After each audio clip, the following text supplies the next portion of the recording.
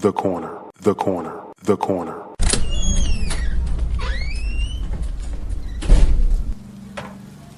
Hey, welcome. Come on into Cousin Ed's Corner. This podcast is where you'll find real, authentic conversation, organic conversation, unscripted, unfiltered conversation, like you're home with your cousin. It's all about life. It's about finance. It's about spirituality. It's about love and everything in between. I'm your host, Cousin Ed. I'm excited to bring you along on this journey. So sit back and listen in as we dive into a wide range of topics. I have some diverse guests coming on with an array of thoughts and opinions. My goal is to create a space all for us to connect and communicate. It's not really about me. It's about the community as a whole. Let's enjoy it. Let's sit back. Let's think about our past. Let's move into our future. It's about the corner, the corner, the corner. So no matter how you cut it or slice it, we're all here together. I'm just here to give you a piece of my heart, my mind, my soul, and my mentals. So sit back, relax, and enjoy another episode of Cousin Ed's Corner. The corner, the corner, the corner.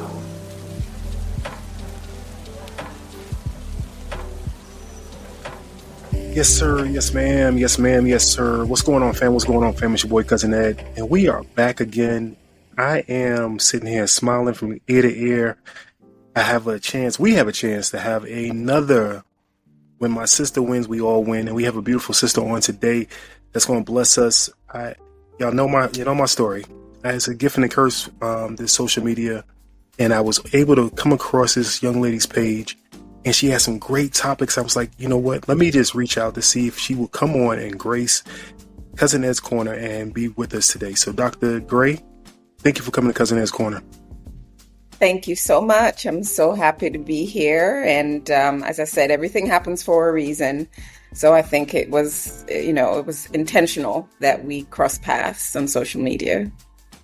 I listen, I don't bring everybody on, but when I saw some of the topics you have, I said, I got to have you on to talk about some of these things. So first of all, I like to always introduce the person to the audience and let the audience find out more about the person. So if you don't mind telling us, how did you get to this point? I know you're a doctor here in Atlanta, but how did you get to this point? So I don't like the pamper story, but bring us forward from your early starts. Yeah, I mean, long journey. I was telling you earlier before we joined that I'm from Sierra Leone, West Africa. So it really kind of started then, humble beginnings. And then we had a really brutal civil war. And I went as a refugee, if you will, to England, where I was lucky enough to have my aunt there. I went to middle school and high school there, and then got a scholarship to come to the U.S. I got a scholarship actually to go to FAMU. So I went to FAMU, got my undergrad actually from UGA. I transferred after 2 years and got my undergrad there. And I've always wanted to be a doctor, and again, humble beginnings. So had to have a career first in public health to save enough money to kind of make it into medical school. And did my medical school training, residency at University of Florida. And then I've been practicing internal medicine for the past 10 plus years. And, in the hospital, we get to be heroes. We are saving lives. People come in really sick. They get to leave the hospital.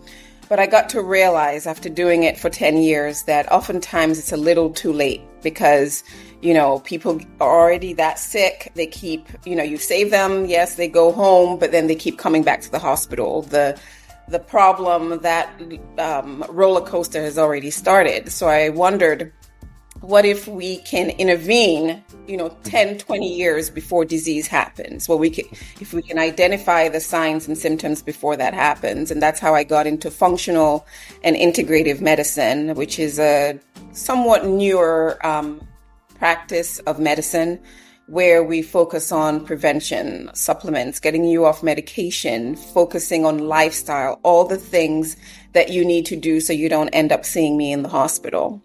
And so that's how I ended up, here in Atlanta and, practicing this type of medicine.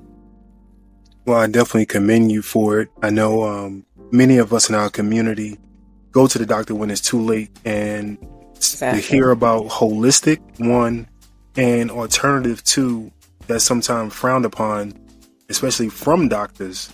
But to hear a doctor themselves saying that's what their practice is, and trying to do prevention and not trying to do maintenance is stellar. So thank you very much for being of the few, but helping us in totally. Yeah, absolutely. I mean, it's really strange because I was practicing a type of medicine that I did not necessarily do for myself. If someone prescribed me medication or I'm sick with a cold, I try to figure out what kind of roots, my grandma would boil up, or what kind of vitamins and supplements, how I can improve my immune system to fight it myself. But that's not what I was preaching in the hospital. We're quick to prescribe medications because that's what's expected. That's how I was trained. So when I stumbled upon this type of medicine, not just, someone just saying, take this supplement, but you can actually base it on science and on research and what actually works, I was just sold, because that's what I did for myself. That's what I do for my family. And to expand that to my patients was really a blessing to do. So, and that's how I started with the social media, just educating everything I learned in my fellowship, because I had to, get postgraduate training in this. It's not just something I just kind of come up with and say, but everything I learn, I'll turn it into a educational tool for my patients and for my audience. So I really bring, science and research to people that they can do themselves now. And most of it is food, exercise, and just, lifestyle type of medicine. Well, I guess my first question is, why is this not practiced more? I think I know the answer, but why is this not practiced more? And why is this not the most popular thing that we can heal ourselves or have alternative ways outside of the medication? Yeah, it's a good question, and it boils down to how insurance reimbursement works. The American health system pay doctors, they pay hospitals for treating disease, for diagnosis and treatment, not for prevention. So your doctor does not get paid for spending an hour with you talking about supplements. They don't get paid to do that. They won't get reimbursed for doing that. They get paid by the complexity of your medical condition, whether you have hypertension, diabetes, how bad the diabetes is, to justify how much time I spend with you trying to write more medications or managing the side effects of the previous medications that I've done. That's just how you get reimbursed. So your primary care doctor is going to come in, see you for 10 minutes. You give them the symptoms. They are trained to come up with a diagnosis and a prescription for that the insurance will pay for.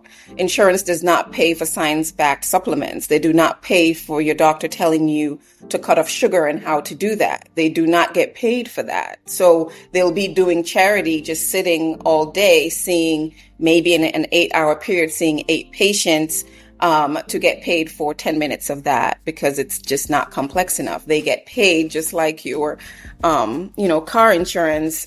You get to use it when there's an accident.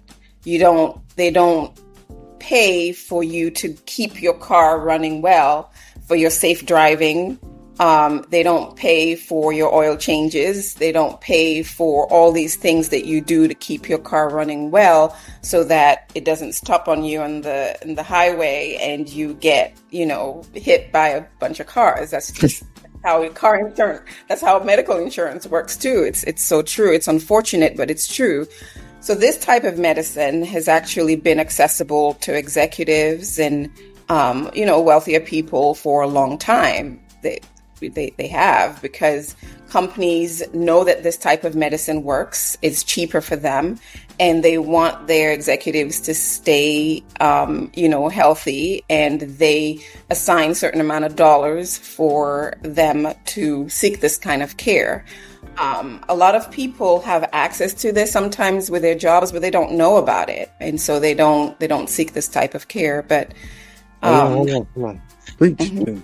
let us know, how can we change our health plans or health, situation, that we Yeah. can have this type of care. Yeah. So it's not a matter of your health insurance doesn't cover it. That's just Okay. it doesn't. But you can find out from your benefits department in your, at your job, what type of things you have access to. For example, I have a friend who works for IBM, and they offer them for weight loss programs. They offer them $3,000 a year that they can use for certain types of practices, for nutritional plans, fitness, psychological support that comes with, eating disorders and trying to get the mental capacity or psychological capacity to eat right.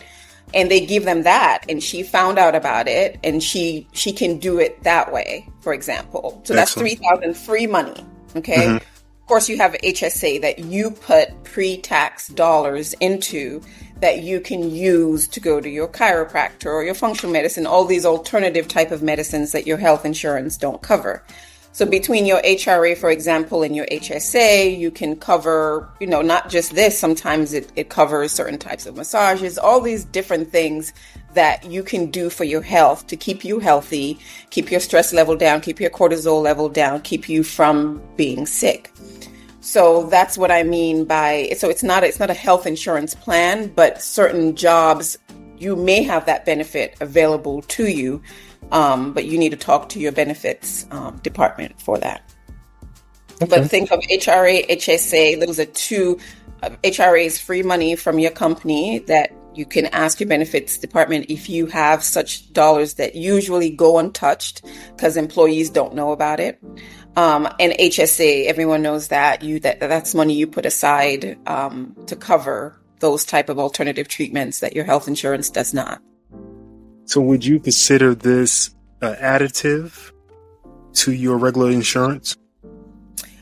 Yes, I would consider it an additive to your regular insurance. I would consider it an additive even to your, it's kind of a specialty care, just like you Specialty care. may have an endocrinologist or, a cardiologist.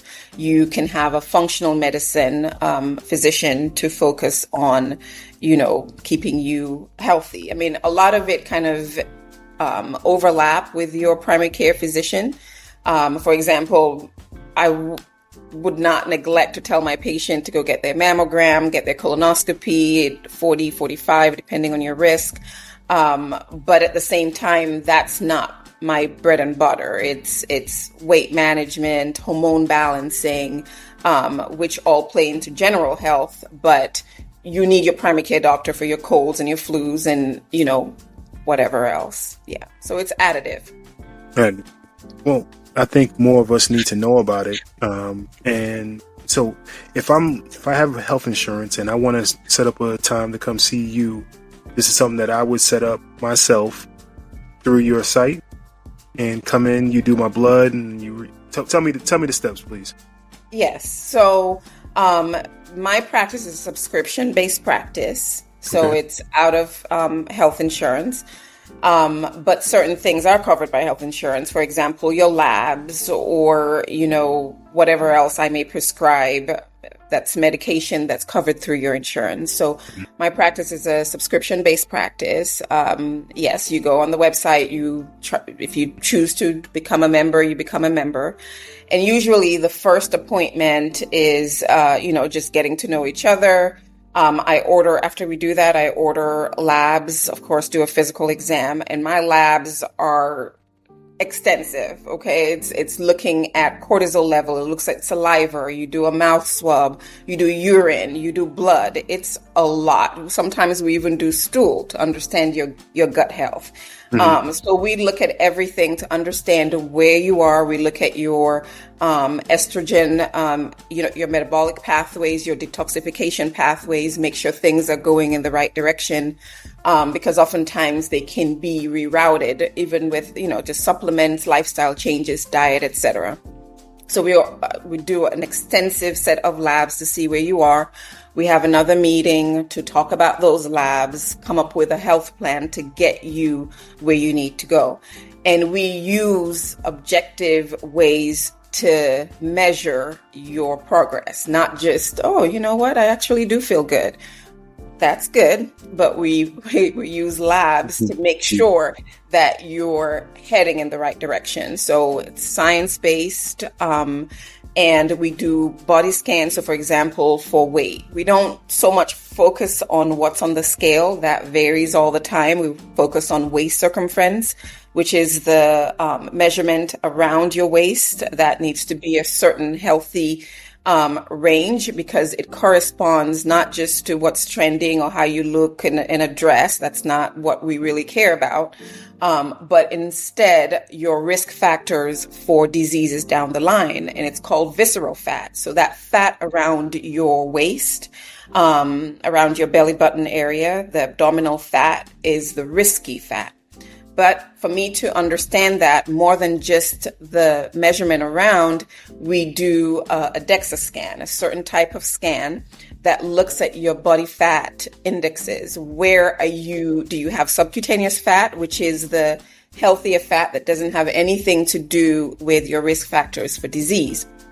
So there's subcutaneous fat, and then there's visceral fat. That's the fat that encases or surrounds your organs, surrounds your heart, surrounds your liver, surrounds, you've heard of fatty liver disease, etc. So this fat is dangerous fat. This is the fat that leads to cancer, that leads to diabetes, that leads to heart attacks and strokes, etc.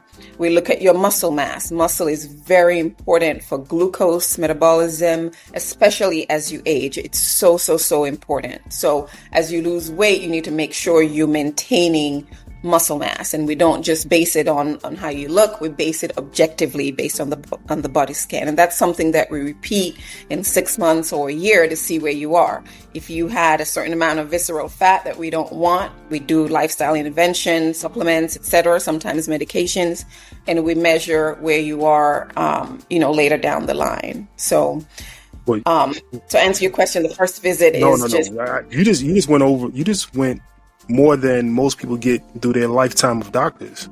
Exactly. So, yeah. Exactly. And each time with my patients, we spend the average time an hour and a half, and we talk. We talk about everything from, your sex life. How often does your primary care doctor talk to you about that? We talk about that. We talk about different interventions to help with that. I deal with a lot of women in perimenopause, menopause, men in andropause, which is the male version of menopause. Yes, men go through hormonal changes as they age too. And we go through all of that because all of that is important in keeping you healthy. Not just hormones, not just weight. All of it goes together in keeping you away from the hospital. That's my goal. That sounds excellent. Everybody out there, definitely reach out. But before I even go that far, the video that I saw was talking about sugars, right? I have two kids that play sports. And I think the video you showed was about Gatorade. And I know there's some things that are bad for us and worse for us. And Gatorade is one of them. So I want to talk about some of the sugars and some of the red dyes and all the colors and things like that we can avoid that may help us early on. Yeah. So, I've had the opportunity to live in many places, and the American diet is terrible. The American food industry is very commercialized, and their goal is money and profit. So a lot of foods, there's not as much regulations on food as there are in other places, like in Europe. Our meats are banned in Europe. You cannot have American meat in England or in different parts of Europe because the hormones and antibiotics and all those things that we use on our meat is just not fit for human consumption. So they actually banned that. So I digress, but sugar. If there's one thing that you can do right now, I don't have a doctor, or I don't like them, or I'm whatever, I don't have access, or I don't have money for a functional medicine doctor or whatever. What can I do? If there's one thing you can do is to cut out sugar. I have a video that I talked about sugar being the root of all evil, not money, because money doesn't kill you and sugar literally does. Dementia and Alzheimer's is known as type 3 diabetes. And what do we know about diabetes? We call it sugar or sugar diabetes. It's linked with sugar. And diabetes is the catalyst to everything bad. Heart attack, strokes, cancers, all of that. So there's type 1 diabetes, type 2 diabetes, and now dementia and Alzheimer's is known as type 3 diabetes, directly linked to insulin resistance, which is based on sugar. So, but everything in our diet, everything is laced with sugar. Why? Because it's biologically addictive. It is addictive. They have studies that you know that sugar is addictive. You want your dessert, you crave your chocolate, you crave sweet drinks. When you start drinking your Gatorade or whatever sugar-laden drink, you want more and more and more. And that sounds familiar. So there's a study that they did on rats where they put rats in cages. So they do a lot of research on rats. But they give the rats cocaine and they get them addicted to cocaine and they become addicted. And then they take the cocaine away and they give them sugar. And they get addicted to sugar and they going for the sugar all the time and they're addicted. Then they put both of them in front of the rats and they choose the sugar. So sugar is, literally more addictive than cocaine. We don't think about it that way, but it is. So I say all that to say the food industry, therefore, they care about the almighty dollar. They lace everything with sugar that you wouldn't even think of. Campbell's chicken noodle soup, sugar.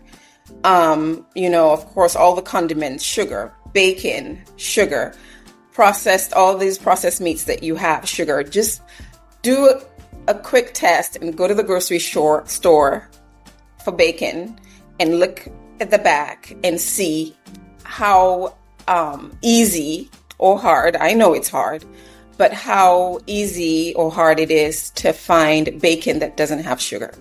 All of it has sugar. There are some that don't have sugar, but you'll probably find one in some little section over there that don't have sugar. So everything has sugar that you don't even realize, and it's not sweet. So when I tell people cut off sugar, what do they say? I don't even have that much sugar. I may have one Coke. I've even cut Coke out. I don't put sugar. I put 1 teaspoon of sugar in my tea. But they don't realize that when they tally up how much sugar they have without adding sugar in your tea or coffee, without drinking soda or Gatorade or whatever, how much sugar they're having just on their seasonings, just on all these foods that they don't realize have sugar. And if you eat fast food, well, forget about it. Sugar, sugar, sugar, sugar, sugar, bread, sugar, everything has sugar. And it's literally linked to every disease that you can think of, the chronic diseases that affect us all the time. So Gatorade, I mentioned, all these things are marketed as being healthy. Gatorade has electrolytes that help, if you sweat a lot from running a marathon and you losing a lot of glucose from that marathon and you need energy to finish the race, of course, yes, Gatorade, because you need that glucose and you need that electrolytes. Perfect. But you walking on the treadmill or going for a little walk or just outside doing regular exercise, you don't need Gatorade. Look how much sugar it has. So I can't sit on the couch and have a Gatorade? Well, you can, but just 10 years down, you'll be seeing me in the hospital. Nah. But I'm more of a water and lemon, water and a little bit of, yeah. But I Perfect. understand it. As an athlete growing up, that's what they promoted, right? They show you on TV. That's what you should have. So Exactly, exactly. And some people do need it, but really if you need electrolytes in a regular workout, you can find the sugar-free electrolytes that you can add to your water, and you get the electrolytes you need. But most people don't need that. I mean, unless you're like a really whatever athlete, you're getting, you put salt in your food, that's sodium, that's chloride, you have that. You should be taking magnesium supplements because it's like the best thing you could do in your life by supplementing magnesium. So most people don't need those extra electrolytes, but you can. If you feel like you do, you're having diarrhea, you're having vomiting, of course, you're losing water and electrolytes. So it's important for you to replace that. And they have healthier packets that just have the electrolytes that you can put in your drink. And don't get me started on artificial sweeteners. Those are terrible. Okay, so that's not sugar-free. You should look at the back and see, well, what do they mean by sugar-free? What else is in it? Why is it sweet? why is it sweet, right? Right, exactly. If it's not maple or something that's natural, and even that you still got to watch. But anything that's refined, that's bleached, anything like that, you should not have it.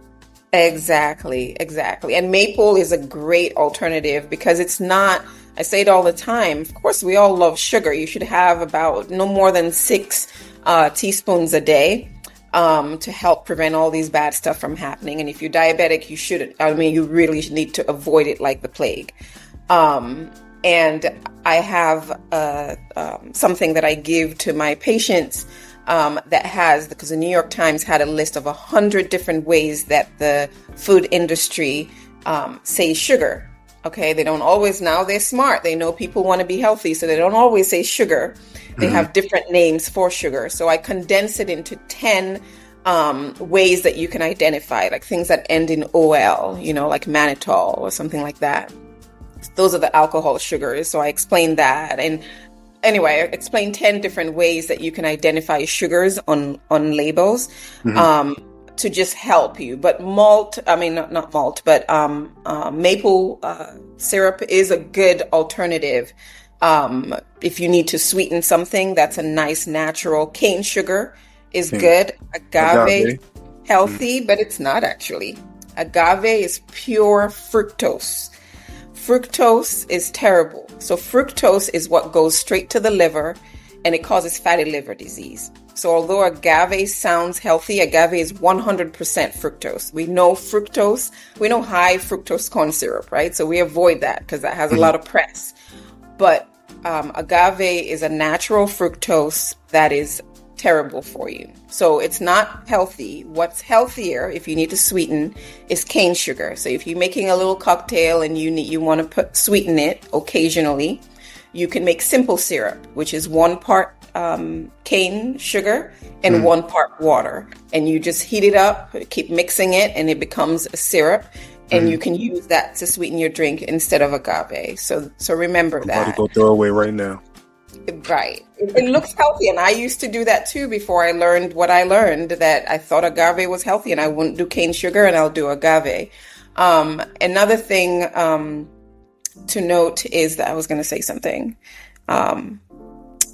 about agave. So fructose. So fruits have fructose. But why can you have fruits which has fructose in it and not agave? Because of the fiber. So fiber is the antidote for sugar and all the bad things it does in your body. God is good now. God created things the way that they should be had. So God put the sweetness of fructose in fruit so you can get that sweetness that you want, but he added fiber to that. So fiber really literally helps when you take in that sugar. It makes your sugar not spike up, your blood sugar not just spike up, which is what leads to insulin resistance and diabetes and dementia, type 3 diabetes, you all know now. So if you can that's why fiber is so important. That's why gut health is so important. You want to always have your sugar with fiber. So whole fruit is good. Agave does not have the fiber in it. It's just pure fructose and it's terrible. So throw it away. You just killed my whole cabinet. Well, now you know. Listen, my friend talking to me, okay? They always text me if I show up at a dinner, they're like, "Oh Lord." I thought I was doing something good with the agave, but no, I have maple as well, so I like maple. Now that's good. That's excellent. All right, I want to keep you. It's so much I got for you, but I hit one more thing. You brought it up earlier, and we can come back to it another time. But I wanted to tease it. Menopause and Andropause. andropause. So Yeah. Like andropause. A-N-D. Yeah, and. Andropause. So we always have heard about menopause, and she's going crazy, and she's hot, and she's this, and she's that. And andropause is something that, you broke down on one of your videos about he's lazy, he's always tired, he doesn't want this, he doesn't want that. So can you give a high level of both and some things we can do that can possibly reverse or help with it? Yeah. So menopause, andropause happens because estrogen in menopause just goes down after the reproductive age. It starts going slowly down. So women usually start hitting that perimenopause, which is the stage before menopause. So menopause is when you don't have a period for about a year, or you can do lab measurements to see. So perimenopause, you start having the decline in estrogen, and women have certain symptoms associated with that. For men, testosterone levels start going down until, it really hits around maybe late 40s, 50s, where it goes really, really low. And so that's how you define both stages, and there's symptoms that go with it. With women, the crazies, mood changes are really key. Anxiety. That was one thing that happened to me early, 40 plus. But in my late 30s to 40s, I started having anxiety, which was never me. I never understood people that had anxiety. It was just, so this was really strange for me. Of course, yes, I'm busy. Yes, I have kids and they run around, and I have a husband, and just keeping up with everything is a lot. So you start blaming it on those things. But it's real, and it's based on hormonal changes. And in terms of treating it, if it's due to hormone changes, you treat it with hormone replacement, whether it's estrogen, testosterone, DHEA. There's so many different hormone level, progesterone, and all of that. So you treat it with hormone replacement. But there's some people who don't want hormone replacement, or their levels are not at a stage where they necessarily qualify, because I replace it based on science. I'm a doctor. I'm not, I just don't give pellets just because you say you want it. So I base it on labs. Symptoms matter too, but you can, of course, replace the hormones. Lifestyle changes. If you cut sugar down, you are going to feel better. I have this program I do called the 10+20 program, which is a 30-day program where I teach a lot about diet, a lot of the things that we talked about. And one of my good friends, I met her through the program. One of our closing meetings, she was like, Dr. Bilky is what she called me, because my first name is Bilky. Is this supposed to make you, feel horny? Because she said she's going around hugging poles, and she just is feeling things that she hasn't felt in a while. And yes, when you change your diet, you balance your hormones. It's all tied together. So one thing that you could do if you don't want hormones for whatever reason, you're on the fence, you've heard crazy things, that's a whole other topic I can go into. But a lot of the scare about it is unfounded, and research has shown that, but we won't go into that because that's a long topic. But for some reason you don't want to do hormone, I meet my patients where they are. We do supplements. I teach you lifestyle changes. Like I mentioned before, exercise is huge. If you exercise, you are going to balance your hormones in a natural way. As I mentioned, the diet. But another thing that's very important is mindfulness. Okay. Slowing down, reducing that stress level. I do labs where I can objectively measure your stress levels, but we are running, especially as women, but men too, on E. We just all over the place, and we're highly stressed. And when you're stressed, you're not going to have libido. Your hormone levels all go down. It's a survival thing. If you're in the forest or whatever hunting and a bear is in front of you, your adrenaline is up, your cortisol level is up, you're trying to feed all those muscles and trying to fight that bear and survive to procreate and pass on your genes to the next, generation. You're not thinking at that time to have sex. You're going to die if you're thinking about it. So same thing with high stress level. So the way that you manage that without medications is not necessarily Xanax and all these things, definitely not alcohol. It's, mindfulness, breath work, meditation, sitting quiet and having time to just relax. I teach people, you can do it in your car. My kids are always all over me. I feel like my home, I just can't think. So I do it in my car. When I get to work in the garage, I sit for 10 minutes. You can do that. And I just close my eyes and just try to get right. And when I get off work, I try to get myself right so I can be 100% at home and to myself. So those are things that you can do right now to help. Of course, you need to see your doctor. You need to have labs. You can have medications, supplements, science-backed supplements can do that. But before you do all that, you can manage your diet, cut off the sugar, eat right, and that requires education. But the one thing you can do right now is try to cut down the sugar, exercise, mindfulness. You can do those three things, tomorrow, with a good partnership, a good mentor. You can do that. All right. Speaking of a partnership and mentor, do you have, let's go ahead and get your information. And I want to know if you have any kind of, I don't know what is it called? Specials, not specials, but things where they can come in and see you. Can't think of the name. Yeah, but coming to see me is completely free. I make a minute time to see anyone who calls me and just say, I just want to learn about your practice. I just want to see what it's like, or just tell me, what is this functional medicine? I'm interested. Spend 30 minutes risk-free. That you can make an appointment and talk with me. So that's free. I also have discounted programs. Look, if someone is really trying to get healthy and they just don't have the means with whatever, I try to meet people where they are. So I possibly could do that. But you can also running workshops.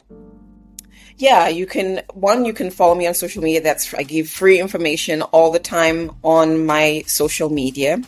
You can sign up for my blog. So if you go to my website, www.designed, DESIGNED, the number 4 wellness, WELLNESS. So www.designedforwellness.us. You can click on the blog section and you can just subscribe to my blog. And I'm a one-man show. I'm a small business, so I would not bombard you with a bunch of emails. I just don't even have the resource to do that. You just get notifications when I have a new blog out, or when I have freebies or PDFs to share with you on how you can be healthy. So that's a good way to just get information and get knowledge without, signing up for, a new medical provider. My 10+20 program, I can send you for your guests if you can let them know, or let me know what you tell them to when they email me or contact me, to know that they heard it from your podcast. I can send them my 10+20 program. So usually my 10+20 program is I walk people through this. We have weekly sessions through Zoom where I teach them about different food groups, what are healthy oils. A vegetable oil is not a healthy oil. It sounds good, but it's poison. I tell them about healthy fats. I tell them about, how to avoid sugars. I teach them about healthy meats and how to choose, pasture-raised meats. It's not always organic. Pasture-raised is better, etc. But for your guest, I can send the PDF that has all the information, just not with me in it, kind of walking you through it, but it has information on how you can do a 30-day cleanse, on your own. I can send your guest that. Usually it's part of what I give my subscribers, and I usually do it once a year for my subscribers. But yes, I will send that PDF to you that kind of highlights the different food groups, gives you a general idea of how you can get started today. So those are different things I could do for you guys. I mean, that's enough right there by itself. So if they are not in the Atlanta area, definitely go online, check her out. If you are in the Atlanta area, please be sure to stop by and set up an appointment with her. You can find her on social media. Go ahead and give you a social media website. So Instagram, I'm not a social media person, so I kind of stuck with Instagram. It's just, that's what I've mastered. So, I'm on Facebook too, but on Instagram, it's, designed.4.wellness. So just a dot between them, between the designed, the 4 and the wellness. So designed.4.wellness. On Facebook, there's no dot in between. It's just designed for wellness. And so you can do that now, and you can go on the website, go on the blog, click subscribe, and you'll get information about the blogs that I do. I'll have all of her information inside of the show notes as well. You can always reach out to me, Cousin Ed's Corner, 762-333-2032. That's 762-333-2032. Leave me a voicemail. I'll definitely play it for her or forward it to her. I'd love to have you back, Doc. You are now our resident doctor for the show. So yeah, I love to have you back. I normally offer, so you got to hear this, but I'm going to offer you some tea. I'm going to offer you some water. I normally offer the brown and the clear in a red cup. If you understand you in the fam, so you understand what I'm saying. Right. But I'm offering you some clear water. Okay. I'll take it. Teacup. I'll take it. I love this episode. Thank you for coming.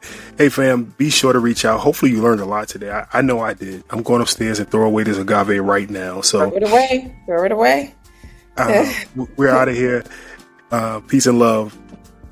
Hey, y'all. This is Dr. Bilkisu Gaye. I'm a medical director and co-owner of Designed for Wellness. You can catch me at www.designed, DESIGNED, the number 4, wellness. When I'm not out providing personalized functional medicine to my patients, I'm listening to Cousin Ed's Corner. Hey, y'all. Aisha here, founder and CEO of the Sistahs in Business Expo, the country's only multi-city small business expo and community created to celebrate and educate entrepreneurial women of color.